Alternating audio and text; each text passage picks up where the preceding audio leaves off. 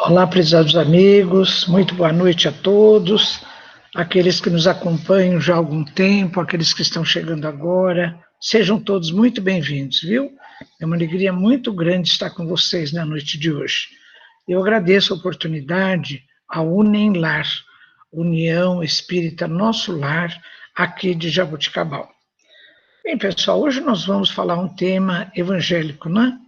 O recurso do evangelho no lar e a eficácia da prece. Vamos começar pela prece. Então a gente vai ao Evangelho segundo o Espiritismo, capítulo 17, que é Pedi e obtereis.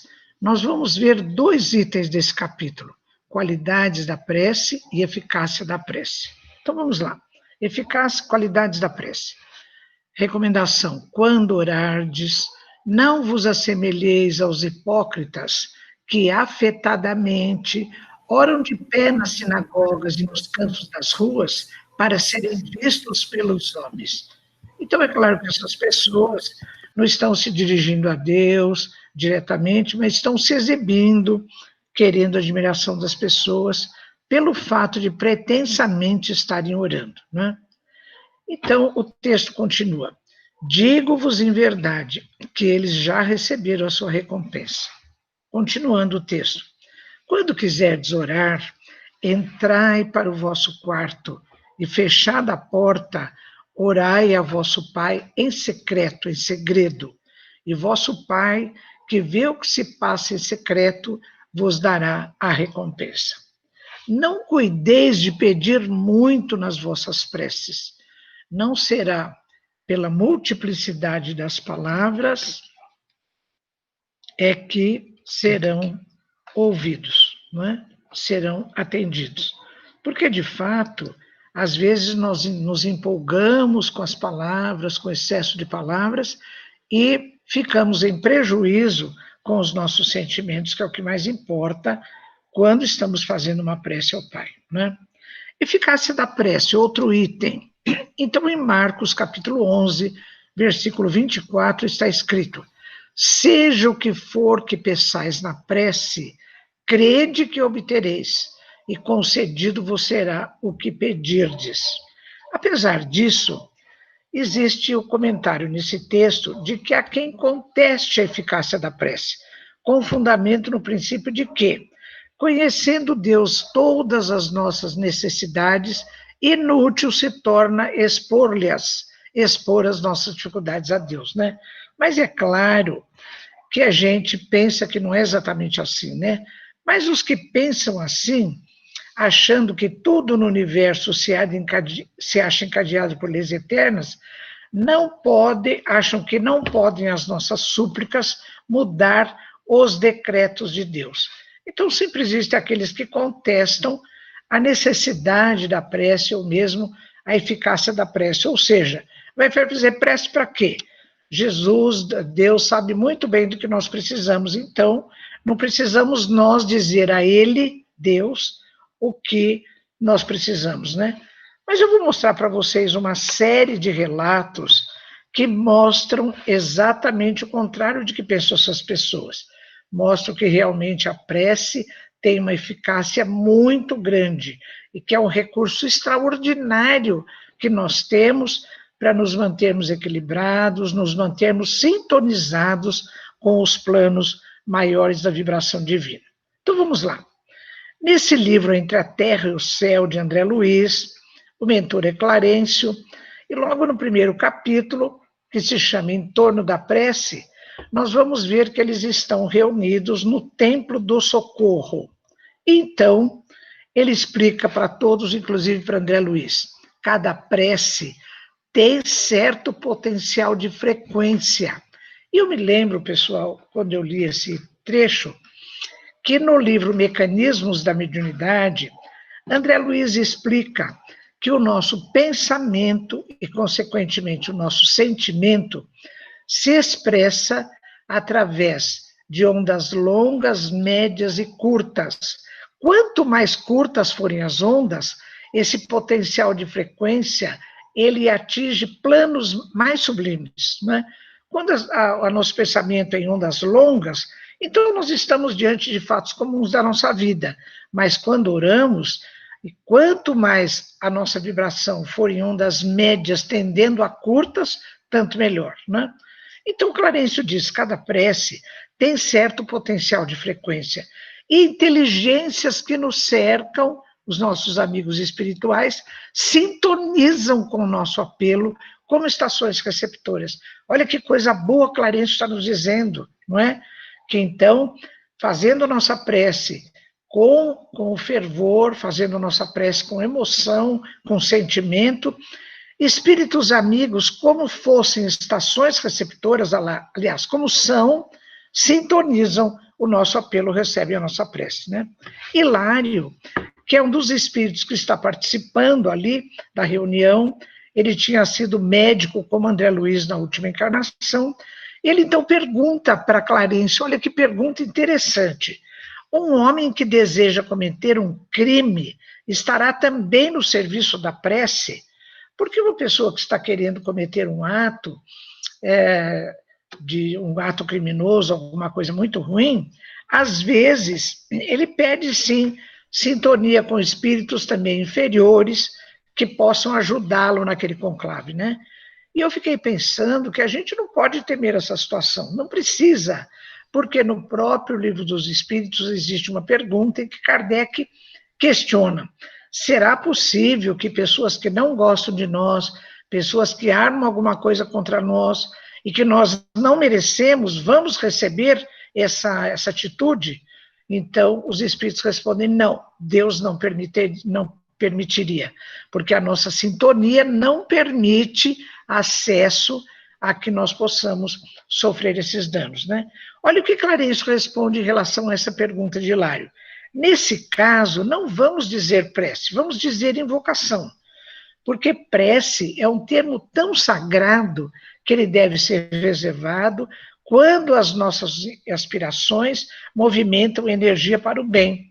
Porque, diz ele, nossas vibrações movimentam energia, tanto para um lado quanto para o outro, tanto para o mal quanto para o bem. Então, vamos reservar o termo prece quando estivermos sintonizados para o bem, né? Quando a gente sintonizar com os espíritos amigos, com Jesus, com nosso Pai, para que a gente receba alguma coisa em nosso benefício ou em benefício de outra pessoa para quem nós estamos orando. Bem, nesse mesmo episódio, né, então eles estão lá, Clarencio, o seu grupo, desencarnados, então entra no recinto uma jovem apressadamente, diz o seguinte: irmão Clarencio, uma das nossas pupilas do quadro de reencarnações, sob suas diretrizes, pede socorro com insistência, numa prece refratada. Olha que interessante, vamos ver o que é isso daqui a pouco. Então, Clarencio, ao observar o pedido, ele diz: é uma oração comovedora que superou as vibrações comuns da matéria mais densa. Ou seja, essa irmãzinha que pede socorro numa prece refratada, ela está vibrando com fervor, ela está vibrando em ondas médias tendendo a curtas. Por isso que eu estou falando tendendo a curtas e não ondas curtas, porque André Luiz mesmo, no seu livro Mecanismos da Mediunidade, ele esclarece que muito dificilmente neste plano nós conseguimos vibrar em ondas curtas, só em momentos que seriam assim muito, muito, muito sublimes, né? Então eu tomo cuidado de dizer que quando nós estamos em uma prece fervorosa, nós estamos então em ondas médias tendendo a curtas, né? Eu acho que é bem o nosso caso. Vamos continuar para nós entendermos o que é uma prece refratada. Então, olha o caso. Evelina, uma mocinha de 15 anos, ela reencarnou com uma determinada tarefa e ela está missionariamente sob a tutela de Clarencio. Então, essa menina, Evelina, de 15 anos, ela perdeu a mãe, Odila, há algum tempo, e ela acaba de perder também o irmãozinho Júlio, de 8 anos, que teve um afogamento e ela está sofrendo muito. Então, o que ela faz? Ela faz uma prece à mãe, Odila, que, entretanto, desencarnada, ela não tem condições de receber a prece de Evelina, está em intensa perturbação. Por quê? Porque há 2 anos o pai de Evelina, viúvo, casou-se novamente. E Odila se rebelou contra isso, ela não aceita, ela considera que aquela criatura, Zulmira, seja uma intrusa no lar dela e ela está obsediando Zulmira. Então, ela está em intensa perturbação. Por isso, a prece que ela faz fervorosamente à sua mãe Odila é desviada, ela sofre uma refração e vai até Clarencio, porque Clarencio tem uma ligação reencarnatória com Evelina. Então, Clarencio passa a explicar aos que estão presentes. Evelina recorre ao espírito materno, que não se encontra em condições de escutá-la, mas a solicitação não se perde. Olha que interessante, uma prece fervorosa, mesmo que ela não consiga atingir, às vezes, um parente nosso desencarnado, uma pessoa que a gente admira, porque no momento a pessoa não tem condições de nos ajudar, essa prece, essa solicitação não se perde. Desferida em elevada frequência, a súplica da nossa irmãzinha, vários círculos inferiores, e procura o apoio que não lhe faltará. Olha que coisa bonita, não é? Então a gente sabe que a nossa prece, ela sendo do coração, ela vai sempre ser atendida e o apoio que nós precisamos não vai nos faltar. Olha que coisa bonita. Outro caso que eu quero mostrar para vocês, em que a prece foi um elemento muito importante, é nesse livro, Nos Domínios da Mediunidade, de André Luiz, capítulo 19. O mentor desse livro, orientando André Luiz, é Aulus. E esse livro tem uma das histórias que é muito interessante, é o caso de Anésia e Jovino. É um casal encarnado e Anésia está pedindo socorro. Por quê? O caso dela eu já vou contar. A irmã Teonília, companheira no trabalho assistencial de Aulus, pede que Aulus ajude a Anésia, devotada trabalhadora de instituição meritória. Então a gente está vendo já que a Anésia ela tem um certo merecimento porque ela é devotada trabalhadora de instituição meritória. Então, nesse livro, como é a história de Anésia? Anésia vivia atormentada porque Jovino, seu esposo, estava em estranha fascinação, que é um grau de obsessão por outra mulher. Ou seja, Jovino estava tendo um caso chamado extraconjugal, né? Jovino esquecera-se invigilante das obrigações do lar e seus pensamentos se concentravam nela, naquela outra mulher. Jovino preparava-se para sair, sempre alegando negócios, desdenha com sarcasmo o valor da prece familiar. O que era a prece familiar? O evangelho do lar, né? A Anésia, então, ela preparava o evangelho do lar toda semana, e Jovino, semana após semana, alegando tratar-se de reunião de negócios, desdenhando o valor da prece familiar, ele saía do lar, né?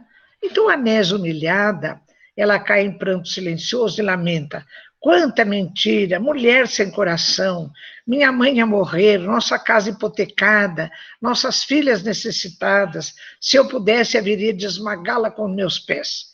Olha, pessoal, eu escolhi esse caso para contar para vocês, porque assim, olha, vocês vejam, a Anésia é uma trabalhadora devotada, né, em instituição meritória, mas ela está passando por um momento tão difícil, ela está mostrando o seu lado humano, não é? Veja bem, olha, Jovino está tendo um caso extraconjugal. A mãe dela está com ela, está em estado terminal. As filhas estão necessitadas, a casa está hipotecada, eles estão passando por grave situação financeira. Então, ela se descontrola, ela fica muito irritada, enraivecida por um momento. Mas vamos ver o caso de Anésia mais para frente. Continuando. A outra é atraída pelos pensamentos de Anésia e ambas, assumindo a posição de inimigas, passam a contenda mental. Elas acabam tendo um caso entre elas de obsessão entre encarnados, né?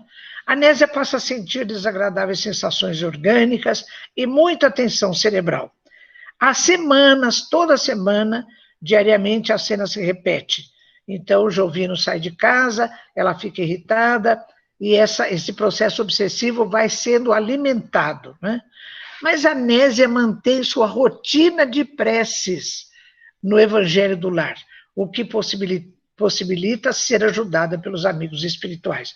Então eu trouxe esse caso, pessoal, para mostrar que mesmo um de nós, que somos todos humanos, nós temos às vezes momentos de elevação, de afetividade, de prece, temos às vezes momento de mágoa, de irritação, não é?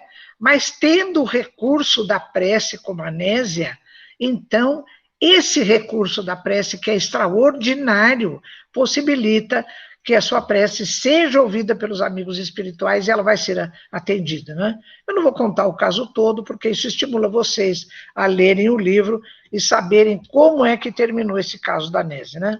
Bem, a doutora Marlene Nobre, que no seu livro Obsessão e Suas Máscaras, comenta também esse caso, ela diz assim: nos lares onde não há o evangelho do Cristo no coração, a obsessão telepática tem produzido lágrimas. Por que obsessão telepática? Porque através do pensamento de Anésia, quando ela fica irritada, magoada, ela se sintoniza com a amante de Jovino, e esse processo obsessivo fica alimentado. Mas ela vai ser auxiliada porque ela tem o hábito da prece, tem a rotina do Evangelho no Lar. Olha que coisa bonita, né? Bem, outro livro que eu vou citar para vocês, para exemplificar o valor da prece, é o livro Libertação, capítulo 12, então, esse livro de André Luiz. Vamos lá. Eu vou contar para vocês muito resumidamente, porque todo o livro é sobre isso, é o caso de Gregório e Margarida. Margarida está encarnada, ela sofre um processo obsessivo, ela está muito fragilizada. Gregório e Margarida tiveram um relacionamento afetivo no passado, ele ficou muito magoado com ela, ele está desencarnado e ele quer se vingar dela, ele quer judiar de Margarida.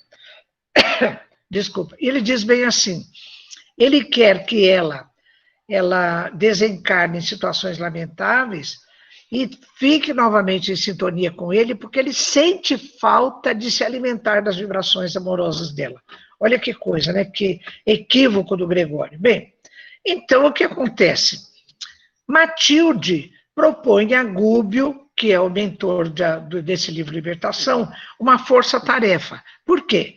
Matilde havia sido mãe de Gregório e ela quer ajudar Gregório. Então ela chama Gúbio, que havia sido pai de Margarida, porque eu sempre digo assim, olha, na vida tem às vezes a figura de ex-marido, ex-esposa, ex-sogra, ex-cunhado, ex-filho não tem, não é verdade? Põe filho no mundo é para sempre, não só nessa encarnação, mas o amor de pai e de mãe para filho, ele várias encarnações e vai lá para frente. Tanto que Matilde, ela tem essa afeição por Gregório, que no livro tem uma fala dela que ela diz assim, que ela está numa tarefa persistente e nos últimos 50 anos ela tem conseguido uma aproximação mental, telepática com Gregório. Olha quantos anos essa criatura está tentando ajudar o filho Gregório, né? Então o que acontece? Vamos lá. Saldanha é o chefe de uma falange de 60 obsessores. Imagina a coitada da Margarida sendo obsediada por uma equipe, um crime organizado de 60 indivíduos. Então vamos lá, o que é que acontece? Qual é a atitude de Gúbio? Vamos ver. Em determinado dia, Gúbio desce aos planos ubralinos, todo disfarçado, né? E ele espreita Saldanha, que é o chefe dos obsessores de Margarida, né? Então, ele faz uma prece fervorosa, ele vai enviando para a mente do Saldanha, com vontade determinada, vibrações amorosas. Olha que esforço ele está fazendo, né? Então, o Saldanha está obsediando a filha dele e ele está mandando vibrações amorosas para esse obsessor. Bom, em determinado momento, o obsessor capta o pensamento de Gúbio. E o Gúbio, então, alimenta suas vibrações com prece fervorosa. Por que o obsessor, em determinado momento, conseguiu sintonizar com as vibrações amorosas de Gúbio? Sabe por quê? O filho do Saldanha está encarnado, foi condenado e preso por um juiz que é pai da Margarida. Então, ele quer se vingar do juiz, judiando da sua filha, que é a Margarida. Quando, num determinado momento, ele pensa afetivamente no filho, e Gúbio está vibrando amorosamente, então ele sintoniza, né? Ele consegue. Quando o Gúbio percebe isso, ele então alimenta essas vibrações amorosas com uma fervorosa prece. Então, estabelece-se uma sintonia mental entre ambos, com diálogo mental. E Gúbio vai enviando vibrações amorosas. Olha o trabalho do amor, que beleza, não é? Assim, através desse diálogo mental, Gúbio fica sabendo que o filho de Saldanha, como eu já disse para vocês, foi condenado e preso por um juiz que é pai de Margarida. Olha a trama, né? Então vamos ver o que acontece. Ambos dirigem-se em espírito à penitenciária. Então Gúbio convida Saldanha e fala: eu quero ajudar seu filho, me diga onde ele está, vamos lá. E os dois em espírito vão à penitenciária, onde está preso o filho de Saldanha, que está encarnado, né? Gúbio, chegando lá, faz fervorosa prece em favor do condenado. Seu peito explode em luz. Pessoal, quem não leu esse livro, leia, porque essa passagem é assim maravilhosa. Gúbio está todo disfarçado de espírito inferior, porque ele está nas regiões umbralinas, né? Então, como se ele tivesse revestido o seu perispírito numa espécie de lama. Assim, ele está todo disfarçado. Quando ele começa a fazer essa prece fervorosa, vai criando uma luz no peito dele, uma luz, explode. Aquela casca de lama toda que ele está pondo para disfarçar que ele não é um espírito de luz, explode em luz. Olha que coisa maravilhosa, né? Quando isso acontece, o obsessor fica aturdido, mas o filho dele se sente aliviado, ele é beneficiado. Então ele reconhece isso, né? O obsessor sente-se grato a Gúbio. Então, Gúbio aproveita esse momento e revela, ele diz assim: olha, eu sei o que é o amor de um pai por um filho, porque eu preciso lhe confessar, Saldanha, eu também sofro muito atualmente, porque eu fui pai de Margarida. Quando ele diz isso, o obsessor fica completamente desnorteado, ele fica arrependido, ele fica sensibilizado, e ele fala: como você, então, conseguiu ajudar o meu filho, sendo que eu estou penalizando a sua filha? Aí o Gúbio faz toda uma preleção, né? Então ele diz em seguida, olha, de pai para pai, ele pede ajuda de Saldanha. E o ex-obsessor, então, completamente assim arrependido, sensibilizado, ele passa a ser aliado de Gúbio na tarefa do bem. Olha, pessoal, o amor, uma prece fervorosa, desmantelou uma quadrilha de 60 obsessores, de uma hora para outra, assim, em pouco tempo, né? Então, o que aconteceu? O amor venceu. Então, quando uma prece é fervorosa, quando ela é feita com amor, quando ela é dirigida, como disse Clarencio lá no começo, né? Que as nossas vibrações, elas representam uma força energética, que nós é que damos orientação para o mal ou para o bem. Porque Gregório também tinha uma força extraordinária, uma força magnética e uma força hipnótica, né? Que estava dirigida para o mal. E Gúbio e Matilde tinham também uma força muito grande dirigida para o bem.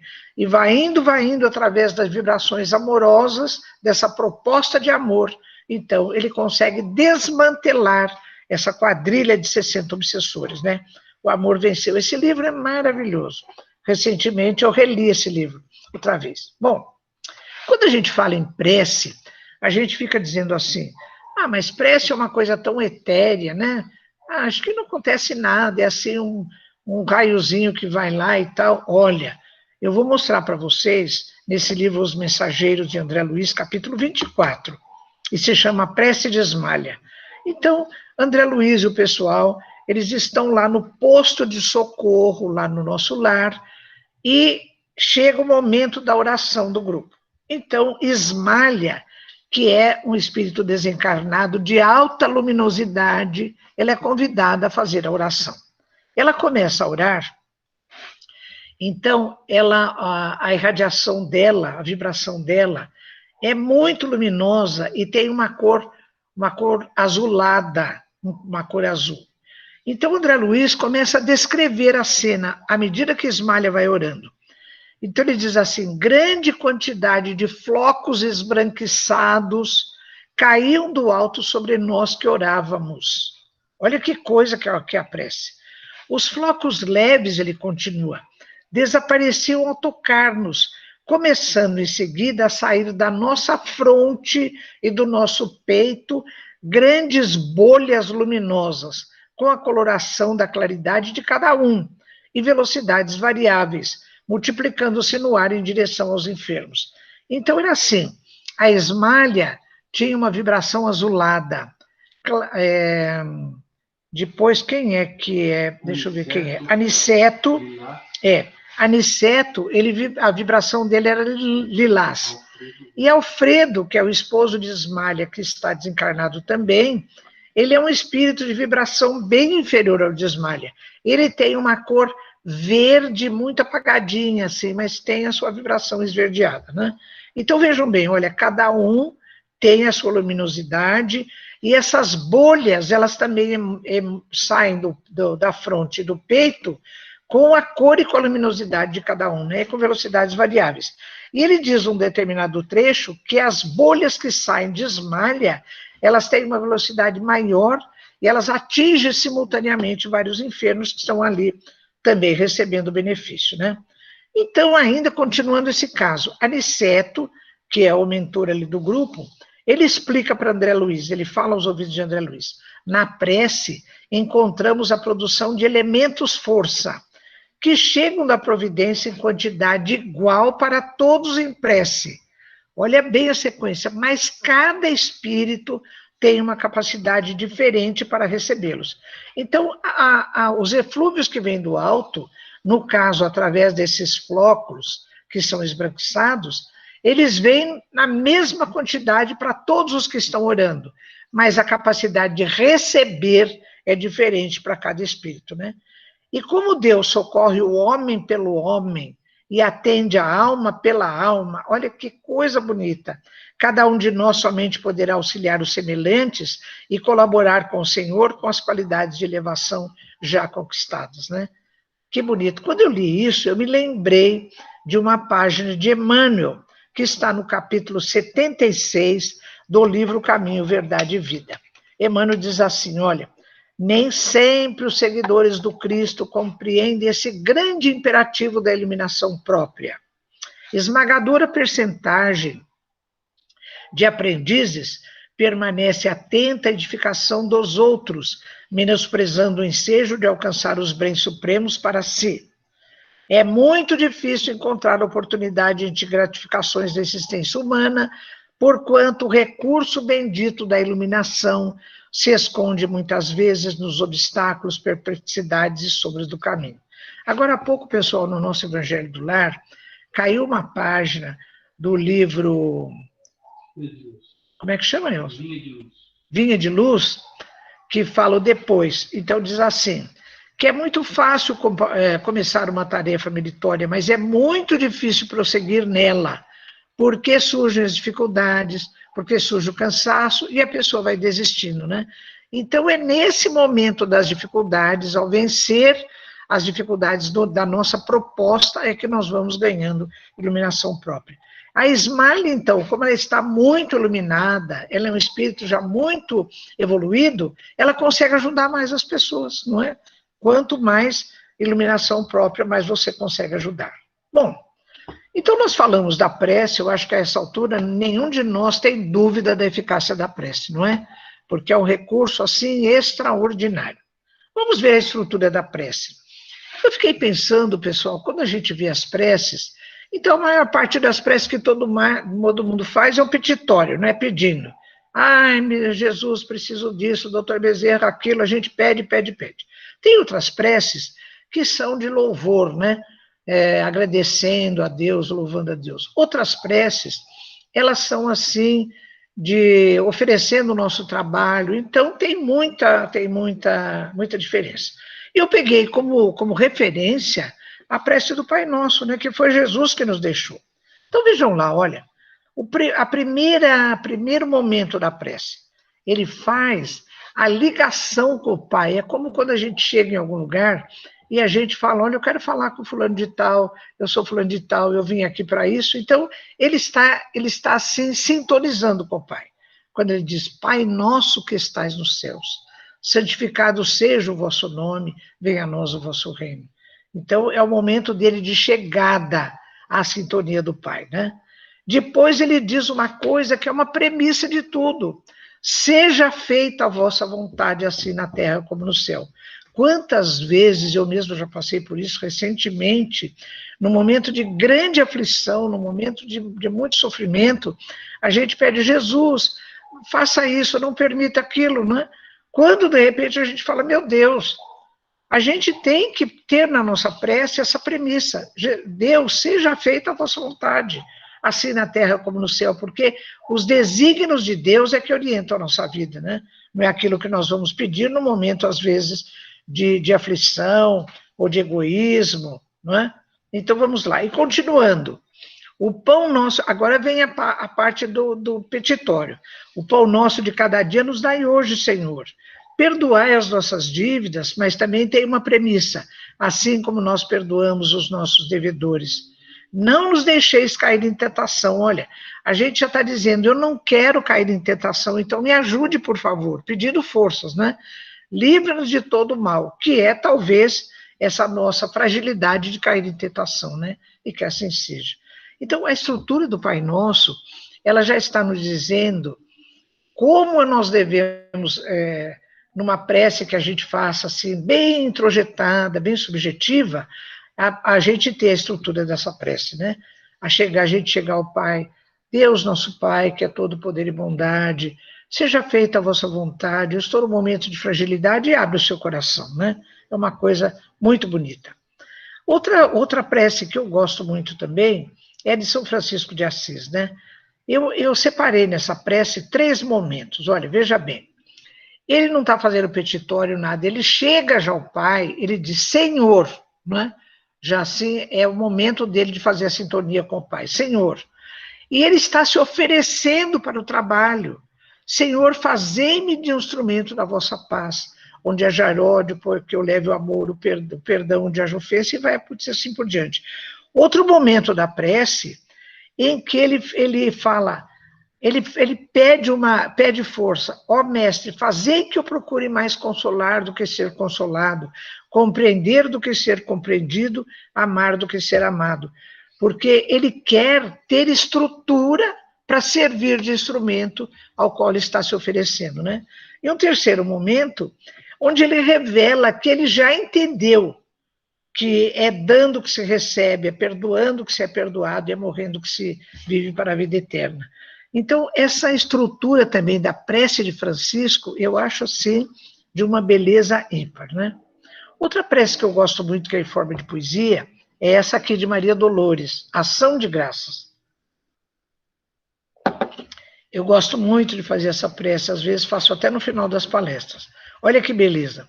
No tempo que se desdobra, sem um minuto de sobra no dia se recompor, entendendo o tempo agora pelos bens de toda hora. Muito obrigado, Senhor, pelo sol que envolve o mundo, pelo chão vivo e fecundo, pela fonte, pela flor, por toda a amplidão que vejo do trabalho benfazejo. Muito obrigado, Senhor. Depois ela continua: pela fé que me descansa no regaço da esperança, pelas promessas do amor, pelo caminho risonho do ideal a que me exponho. Muito obrigado, Senhor, por todas as alegrias ante as bênçãos que me envias do plano superior e até pelos problemas e provas da senda em que me renovas. Muito obrigado, Senhor. Então, ao mesmo tempo, ela faz uma louvação, ela percebe toda a beleza da natureza, né? E ela agradece a cada momento, cada reflexão que ela faz. Isso é muito bonito, né? Bom, então nós vimos o valor da prece, a gente entrar no nosso quarto, fazer uma oração com uma vibração em baixa frequência, né? Tudo bem. Então, se a prece é tão importante para nós, por que nós não fazemos também a prece em família, né? Eu coloquei para vocês aí uma foto de uma parte da minha família. Minha família é enorme, a grande família, né? Então, eu estou aí com 2 tias, com alguns primos, num momento muito feliz lá em Campinas, com alguns dos primos e com as 2 tias, né? Então, por que nós não fazemos a prece em família, que é o quê? O evangelho no lar. Vamos falar do evangelho no lar, né? O lar como câmara de recuperação e de sustentação.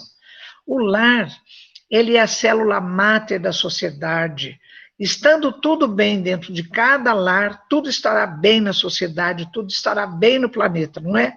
Então, nós temos que investir na harmonia do nosso lar para que ele seja sempre uma câmara de recuperação e de sustentação.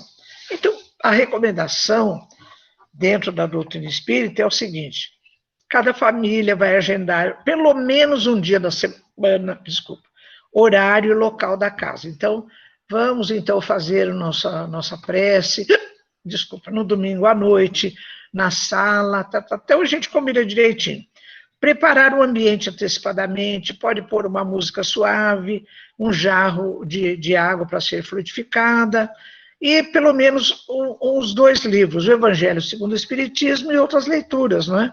Então, hoje, por exemplo, aqui, na casa da minha filha e do meu genro, nós estamos lendo também esse livro, Ao Acaso Vinha de Luz, e também estamos lendo em sequência os capítulos do livro Os Mensageiros, né? Então, cada família pode escolher, mas o Evangelho segundo o Espiritismo é prioridade. Bom, então eu peguei um texto de Meimei, em que ela conta um caso longo, e depois eu vou mostrar uma prece de Emmanuel que ele faz como prefácio dessa obra de Meimei.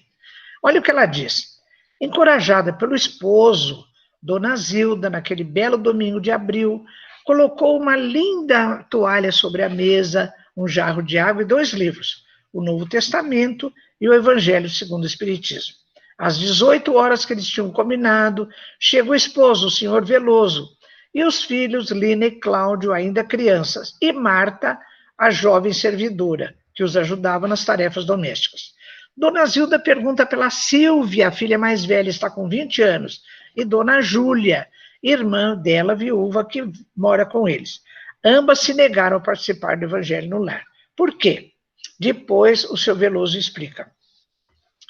Eles trabalhavam quando Silvia nasceu, e depois tiveram os 2 filhos, Lina e Cláudio, uns anos depois.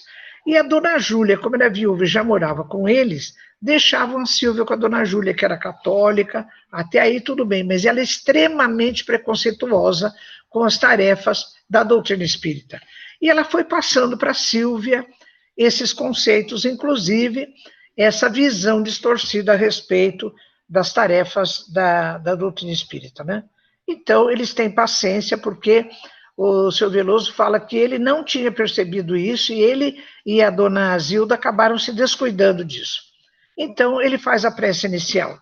Ele agradece a Deus a oportunidade, pede as bênçãos de Jesus para aquele momento de reunião familiar.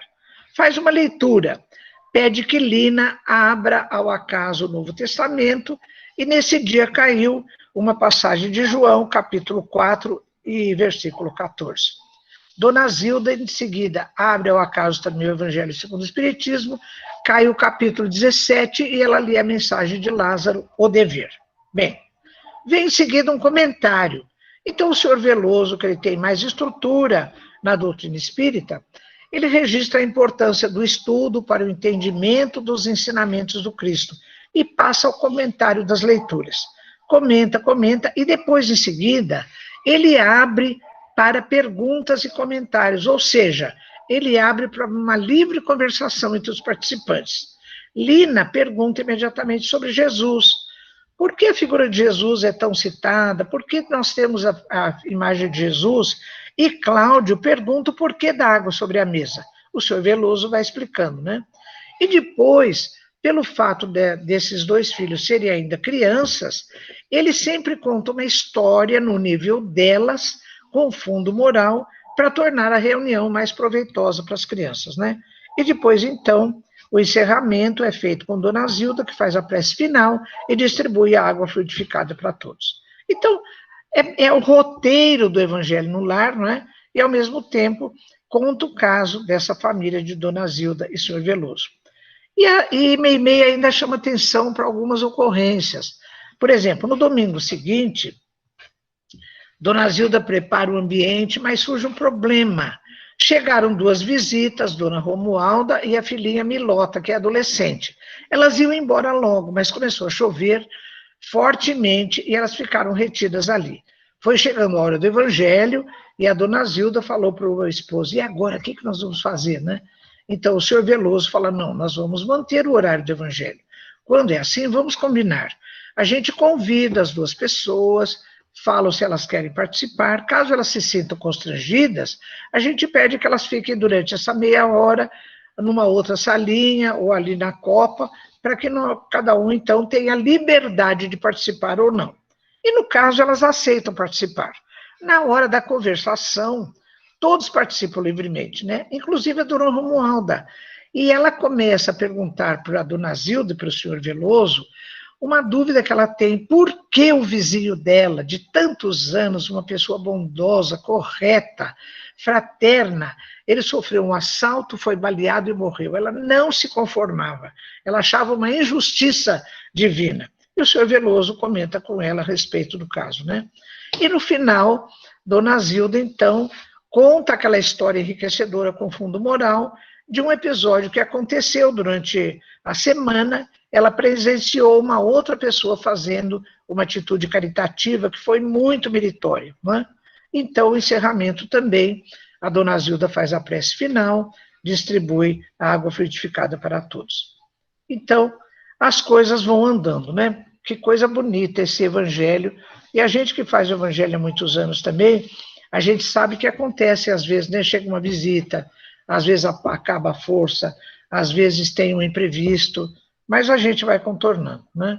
Muito bem, mas o importante é manter. Olha o que Emmanuel fala nessa mensagem dele, Evangelho em Casa, que é o prefácio que ele faz nessa publicação que eu acabei de mostrar para vocês, da Meimei, né, falando do Evangelho do senhor Veloso e da dona Zilda.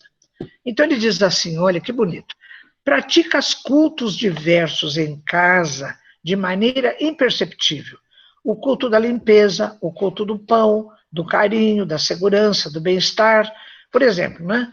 A gente que é dona de casa, a gente sabe, a gente costuma toda semana fazer uma faxina, não é? Então arrasta os móveis e tudo, limpa tudo, é uma faxina. Então, o culto da limpeza, do pão, do carinho, da segurança, do bem-estar. Mas olha o que ele diz. A higiene externa, entretanto, pode não incluir a pureza dos pensamentos. O estômago farto nem sempre é conforto do espírito. Carinho, em muitas circunstâncias, exprime apego sem ser amor. Segurança financeira nem sempre é fortaleza, não é fortaleza intrínseca, né? E bem-estar, muitas vezes, é provisória e ilusão. Continua Emmanuel.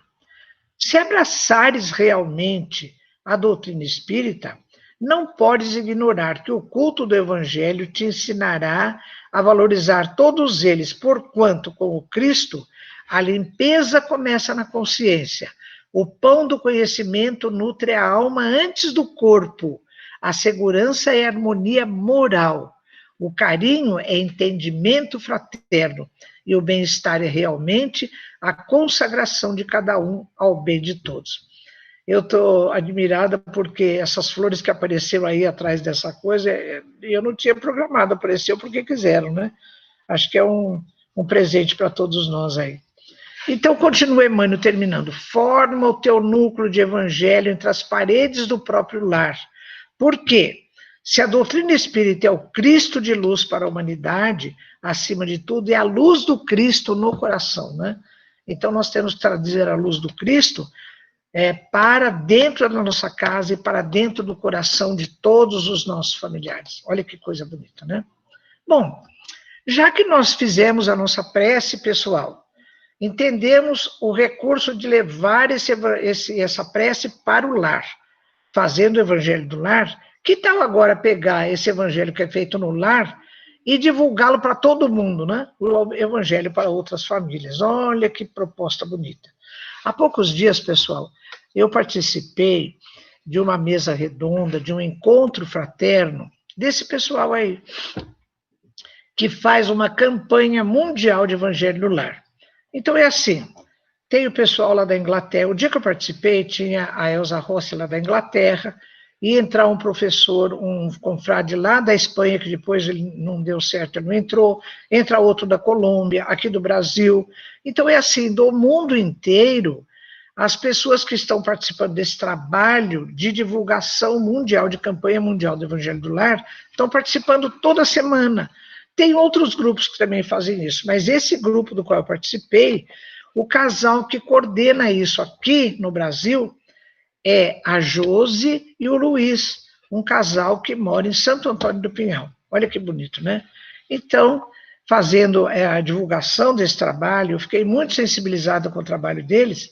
Aliás, já me convidaram para fazer uma participação novamente. Vai ser dia 8 de julho que eu vou participar com muita alegria. Então, olha como vocês podem participar. Através do Facebook, Evangelho no Lar, Campanha Mundial, ou através do YouTube, Evangelho no Lar, Campanha Mundial. Né? Então, o dia que eu participei, olha que beleza. Estou eu aqui, né? A Josi e o Luiz, participou também a Cristiane, que é de uma cidade aqui do interior, não estou lembrando o nome. E a Elza Rossi, que é lá de Londres, né? Uma brasileira que mora lá, muito nossa amiga.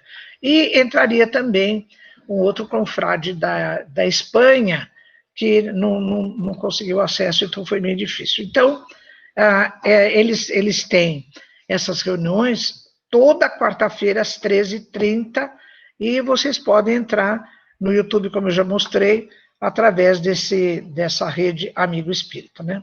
Além desse contato aqui, olha, da rede Amigo Espírita, que a transmissão é ao vivo toda quarta-feira, às 13h30, também a rádio lá de Pinhal, Pinhal Rádio Clube, ao vivo, também tem uma transmissão disso no sábado, às 8 horas da manhã. E tem outra ainda. O pessoal que é lá do sul de Minas, tvandradas.com.br, programação, eles têm um programa de 15 minutos na segunda-feira, a partir das 18h45, na terça, às 12 horas, e no sábado, 9h45. Olha que beleza, né? Então, é uma campanha aí que a gente pode participar e contando, ajudando a divulgar, que é um trabalho muito bonito, né? Bom, quem começou esse trabalho de divulgação do Evangelho no Lar, assim, fora do Brasil para o mundo, foi a nossa companheira lá da Federação Espírita do Estado de São Paulo, da FESP, Maria Compre. A Maria, ela desencarnou no dia 8 de julho, e esse pessoal vai fazer uma homenagem a Maria Compre no dia 8 de julho, que por coincidência cai na quarta-feira. Então, eles me convidaram para participar outra vez disso, e eu até contei para eles que eu viajei no primeiro Congresso Espírita Mundial que eu fui, foi em 1992, e eu viajei com a Maria Compre, viajei com a Heloísa Pires, com a Maria Xavier e com um outro casal. Não é? O nome dele é Jaime, eu me lembro bem, porque Jaime é o nome de um primo muito, muito chegado, muito próximo a mim, né? Então, eram 6 pessoas, e a gente, apesar de ficar em apartamentos diferentes, a gente formou esse grupinho de 6, em todo lugar a gente ia junto, né? Inclusive fizemos uma viagem, deixamos as malas na estação ferroviária de Madrid e fomos num trem noturno para Lisboa, ficamos lá 2, 3 dias para conhecer Lisboa, né? Então, eu tenho muito carinho pela Maria Compre, pelas recordações que eu tenho dela, porque nessa viagem, imagine, em 92, ela já levou esse livro que ela tinha escrito, Evangelho no Lar à Luz do Espiritismo, e apresentou o trabalho lá no Congresso, foi muito bem recebido. Então, a partir daí, várias pessoas entenderam a importância desse trabalho, né, de divulgar o trabalho do Evangelho no Lar, em outros lares, não só dentro do Brasil, mas em todo o mundo, né? Porque a nossa casa, o nosso lar, é a célula máter da sociedade. Nós temos que cuidar dela, cuidar dos nossos filhos, cuidar da nossa ordem de valores, não é? Porque a partir dali é que vão sair essas crianças, esses jovens que vão ser cidadãos lá fora e que vão ajudar esse mundo a melhorar cada vez mais, né? Eu vou terminar, então, meu tempo já está no final, com uma mensagem que é muito bonita a respeito do Evangelho do Lar. Olha que beleza que eu achei. Chama-se Jesus em Casa. É de Irene Pinto, através da mediunidade de Chico Xavier. Não sei se vai sair o som aí, Aulos. Em alto que sai. É? Então, diz assim, olha, o culto do mestre em casa é novo sol que irradia a música da alegria em santa e bela canção. É a glória de Deus que vaza o dom da graça divina, que regenera e ilumina o templo do coração. Ouvida a bênção da prece, na sala doce e tranquila, a lição do bem cintila como um poema brilhar. O verbo humano enaltece a caridade e a esperança. Tudo é bendita mudança no plano familiar. Anula-se a malquerença, a frase é contente e boa. Quem guarda ofensas, perdoa. Quem sofre, agradece a cruz. A maldade escuta e pensa, e o vício da rebeldia perde a máscara sombria, toda a névoa faz-se luz. Na casa fortalecida por semelhante alimento, tudo vibra entendimento sublime e renovador. O dever governa a vida, vozes brandas falam calmas, é Jesus chamando as almas ao reino do eterno amor. Não é?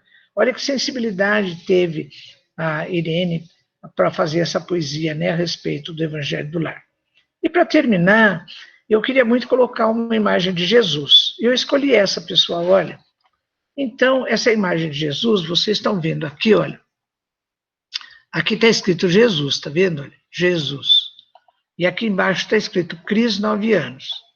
Então, a Cris que fez essa imagem de Jesus aos 9 anos, vejam bem que ela pôs aqui todo iluminado em amarelo em volta de Jesus, ou seja, aos 9 anos ela já tinha entendido a importância da figura de Jesus na nossa vida, né? Então, essa Cris que fez essa figura de Jesus aos 9 anos é a Cristiana, né? Minha filha aqui dessa casa, esposa do Aulos, e agora ela está fazendo esse ano 50 anos. Então, eu queria dizer para vocês que a gente faz o nosso Evangelho do Lar desde que as minhas crianças eram muito pequenas, porque eu venho de família espírita e eu sempre entendi, me passaram a importância da prece, a importância do Evangelho do Lar. A Cristiana, com 9 anos, ela já tinha o Evangelho dela, ela já sabia fazer as orações, né? Isso foi muito bom, porque depois ela teve uma mediunidade precoce, ela soube lidar com ela, e o Evangelho no Lar é muito importante. Eu estou dizendo isso para vocês para testemunhar dentro da minha vida e da vida da minha família a importância da prece, a importância do Evangelho do Lar, que foi um recurso extraordinário que nós reconhecemos na nossa vida como suporte para cada um de nós e como suporte do lar, como um recinto de acolhimento, de harmonia para a sustentação das nossas vidas, né? E com isso eu termino essa live da noite de hoje, pessoal,